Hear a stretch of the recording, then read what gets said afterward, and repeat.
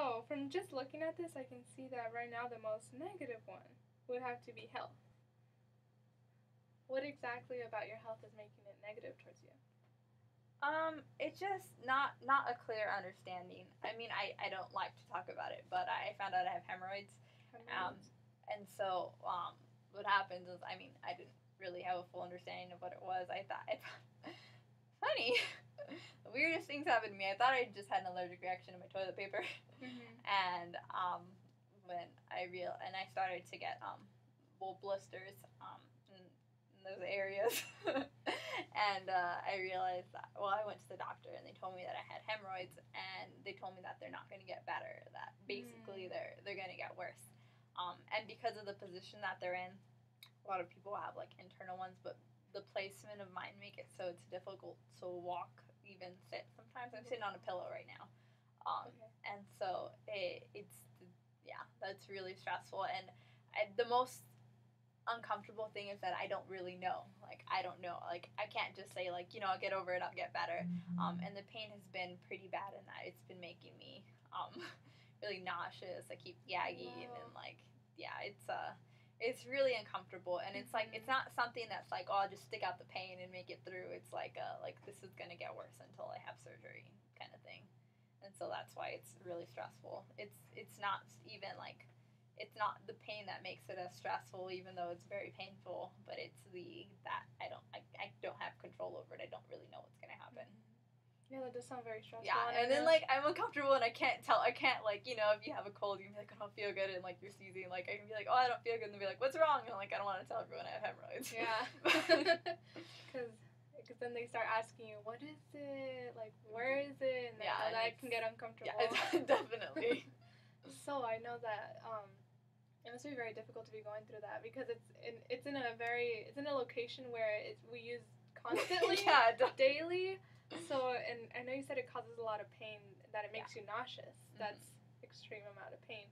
And what exactly are you doing for this? I know you mentioned the doctor said to drink a lot of water. Drink a lot of water. So that's an adjustment for me. I just have to make sure I'm carrying a bottle with me or something because I'm not used to drinking that much water. And the thing that makes it stressful is I drink more water and I go to the restroom and it hurts when I go to the restroom. So it's a vicious cycle. Vicious cycle, yes, definitely. And I'm also taking what's it called? Mucinex or Metamucil. That's what it's called. Mucinex. What is that? It's a fiber supplement, and so it makes it easier to go to the restroom, and so I'm trying to incorporate a lot more fiber in my diet too. I mean, eating healthy never hurts, so it's just like it's not like I could like eat healthy and make it go away though. I don't really know. It's like feels like something I can't really control. Sorry, my phone is always going off. Oh, it's okay. Don't worry. So I know you said your doctor said you won't be able to do anything until you have surgery. And as of now, you're you're eating healthy, drinking lots of water, and taking those fiber supplements. Is that what you said? I'm definitely I'm doing what the doctors told me. Like I'm making an effort, but I don't really know how much that effort does. How it does. And have you been able to see an improvement, or do you feel better? I mean, the fiber makes it easier to go to the bathroom. But it's the thing is they get inflamed and they'll go down, and so they've gone down a little, but it's something that's really painful. I've had my good days and my bad days. Today's been okay. Yesterday was pretty painful. I was it's hard to go to class when I'm gagging in my restroom, and so it's just it's interesting. Yeah, it's kind of like you said, it's a vicious cycle because you have to eat. You have to go to classes, you have to do all these things, and whereas it kind of, you have this, following you all the time. Yeah. Wow. It's very stressful. And, what do you think would make this a positive situation? I'm thinking of amputating my lower half. I also have a really bad knee. Oh, do you really? Yeah, I have a torn meniscus in my knee, and so that's the thing with work. I work door to door. I mentioned that earlier. I'm a Cole Porter, and so I go door to door with Christian literature, and I mean, I love it. It's that whole idea of having a job and loving it, and it's such a foreign concept. So I mean, for all I know, you love talking to me in here in my problems right now, although I hate to be in your place. I would want to strangle somebody if I were you. But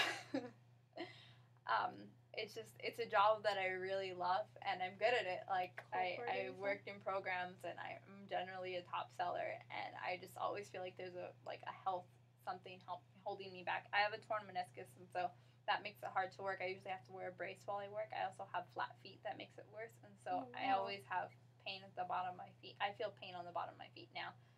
Because I took off my shoes. I don't know if that's okay with you, but I'm just trying to get more comfortable. Yeah, get comfortable. And so, yeah, every time I don't have an insole pushing against it, it hurts.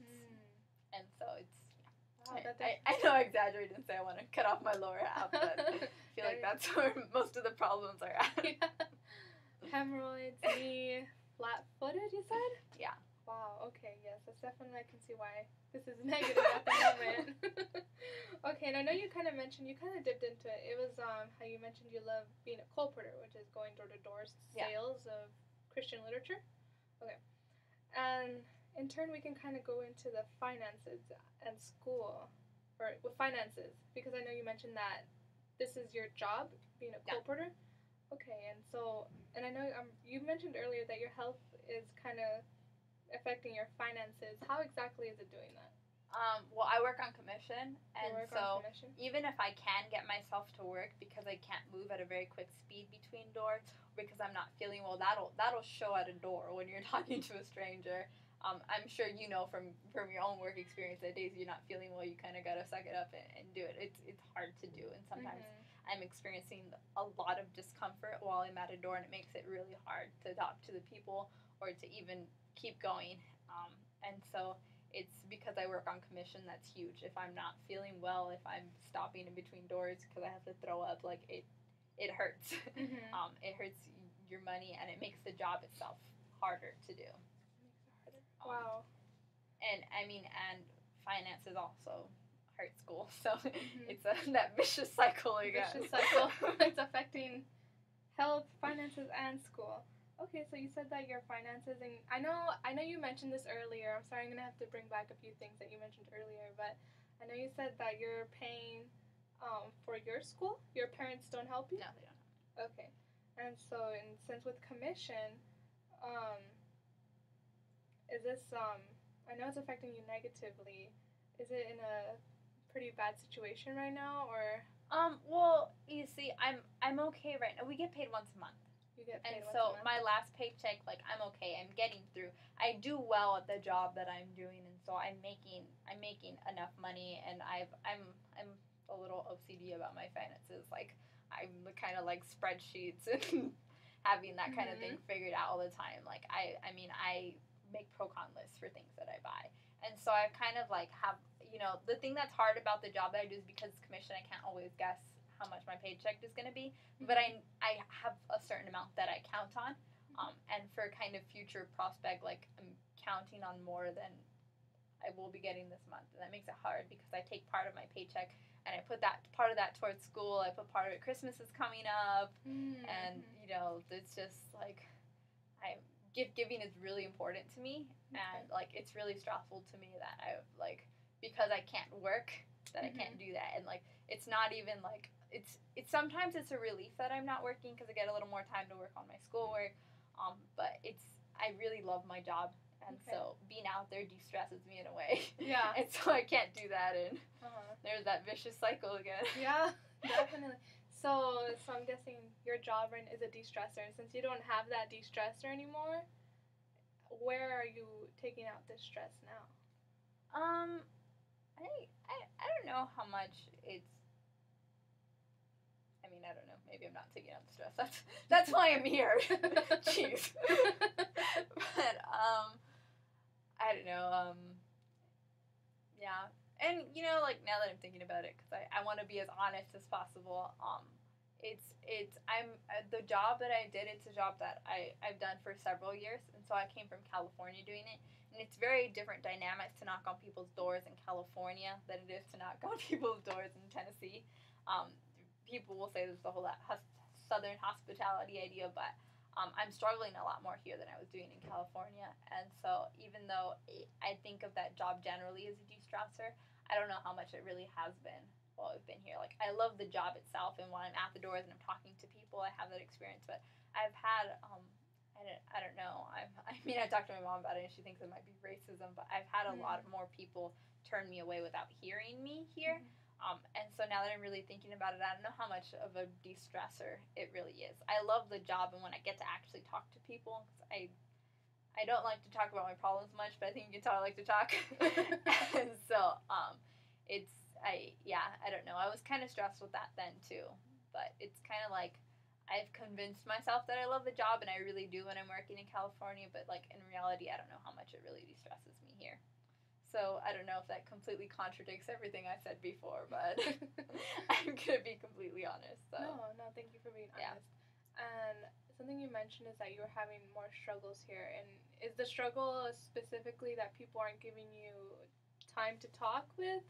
Yeah, people, I don't understand. I've done a training for other people, and I've taught them how to do it, and I see them at the doors, and I see people open the door to them a lot more happily. I don't know, I'll have a lot of people who kind of like, from the door being closed, they're telling me they're not interested and to go away. I had the police called on me a few times. I actually sat in the back of a police car this last week because a neighbor called the police on me, and I don't know, they had different rules about knocking on doors that I wasn't aware of, and so I had to wait for someone to come pick me up, and in the meantime I had to sit in the back of the police car, and that was stressful. There was this big sticker in the back of the police car, and it said, "What'd you eat for breakfast?" A bowl of stupid. Oh, and so it was a little demeaning. Yes. I don't know. If anything, I like to tell stories, so it's a great story to tell, I guess. Go sit in the back of a police car. Yeah, and that's an interesting sticker, too. It's a nice punch in the story. Yeah, and there was one right next to it that said, "You suck." So. Really? Yeah. Oh, my goodness. I didn't know police cars had that. Well, I guess they can, I don't know, I just can't imagine committing a major crime, getting in the car, and you already feel stupid, but I don't know. Oh, man. Wow, okay. So you see that's the biggest struggle then. And in turn, that's affecting your school because of the payments and stuff like that. And your parents don't help out. But you said you're all right, right? Like at the moment? I'm okay right now. You're okay right now? Okay, that's good. I'm glad that you're okay for the moment. And, you know, there's a lot of things in school, you know, like, for example, like classes, academics, same thing. And classes are part of school. Yes, they are. And how is that going for you right now? My classes, they're going pretty normal. Pretty normal? I mean, I'm not, like, doing incredible, but I'm definitely, like, okay. Like, I don't have anything lower than a B. Mm-hmm. So. Okay, so I just want to clarify real quick. What I'm getting is that just this little dotted line towards school, which is like not good, not bad. Is it just strictly associated with finances and your health? I guess it's because school isn't like. I mean, I'm a freshman. School's not super hard right now. And so yeah, I have like essays that'll stress me out or whatever, but nothing like crazy stresses me out. It's trying to balance school with dealing with my health problems, because I mean, it's hard to do my homework when I'm like in the bathroom. Yeah. And and then there's like balancing that with work was pretty hard, but now I'm not working right now, so I don't know. I'm not the best at managing my time, so I haven't been too much more productive with the extra time that I do have. I usually think of it as more time to eat. I eat a lot, so. Oh, really? Yeah. Maybe that's a de-stressor. It's food? That's interesting. Alrighty, so. Yeah, I mean, you should make another bubble for food. That's huge in my life. I'm just kidding. Oh, okay. I was like, if you want me to, I could. Okay, so I know, like, so I know we've gone through health, finances, school. School, it seems like, you know, you're doing good in it, relatively just being it's not something that's really affecting you much, other, you know, than not negatively. But I see right here, as well with the dash line, you also have social life and family. Mm-hmm. Which one would you like to talk about first? Eeny, meeny, miny, social life. Social life. Mm-hmm. Okay, so I told you. Okay, that's I don't true. have a lot of friends. I'm just kidding. So why is social life a dash line? What makes it? I mean, it's something that's important to me. Like, definitely being with friends de-stresses me. Like, it's not. I'm a very extroverted person. I can't spend a lot of time alone. I'll go crazy. I'll get a volleyball and name it Wilson. Like, I'm super. Like, I need to be with people. With people. Yeah, I struggle a lot with, like, even when I'm in a room by myself, like, I have to be, like, connected. Like, I'm texting, like, you saw my phone going off, or, like, Facebook, because I really like to be around people. I don't know if it's because I don't like to think about my problems or what it is, but, like, I really just like to be with people. So social life is huge for me because I, like, don't know what I'd do without a social life, to be completely honest. Okay, that's good that, you know, you do have that strong social life, you know, because you do get to talk to a lot of people, a lot of socializing. And I know you mentioned earlier in the session when we were starting this just how your social life right now, like with college and stuff, it wasn't exactly what you thought it would be. Different. I feel like you said you feel like you're kind of stuck. I'm not sure. Yeah, I don't know what I really was expecting. It wasn't like, I was really comfortable in high school. Like, I talked to everyone in the whole school. Like, I was, I was very involved. I was in the student association, so I was active. I went to all the activities. Like, I look at my yearbook and I'm on, like, every page. Like, I was really, really active there and present. And I don't know if it's just because it's, like, a bigger school and, like, I'm just, like, I mean, it sounds weird, not as present. I don't know. It's, like, it's different. It went from being really comfortable to not being as comfortable. And, like, I'm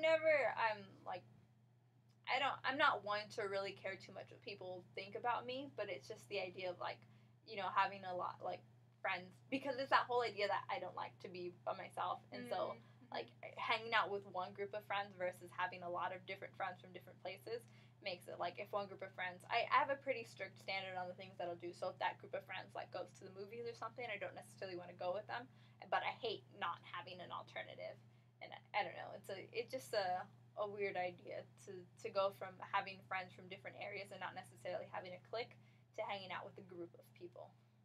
Okay. So I just want to make sure I got it right. So pretty much here at your college now, you're in a clique, and that's your group. That's your friends. Yeah. Whereas when you were in high school, you weren't stuck to just one clique. You had several, and you said you were in the yearbook, every page of the yearbook, which means because I went to everything. Yeah.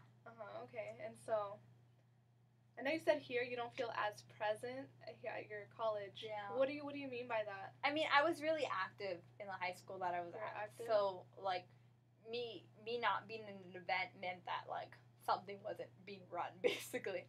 And so it's the idea that, like, nothing really depends on me here. Like,